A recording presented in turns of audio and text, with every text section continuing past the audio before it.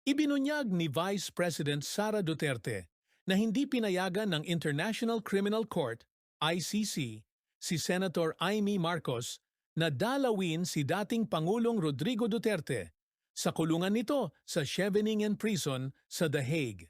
Ayon kay Vice President Sara, nais sanang makausap ni Duterte si Marcos kaugnay sa isinagawang investigasyon nito at isinumiting ulat sa Office of the Ombudsman. Ngunit sinabi nitong may susunod pang pagkakataon.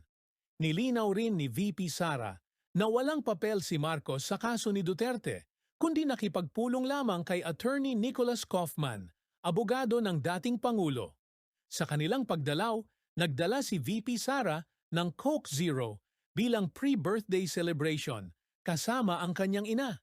Binanggit din niyang natuwa si Duterte sa tagumpay ng ilang kaalyado sa nakaraang halalan. Salamat sa panonood. Huwag kalimutang i-like, i-share at mag-follow.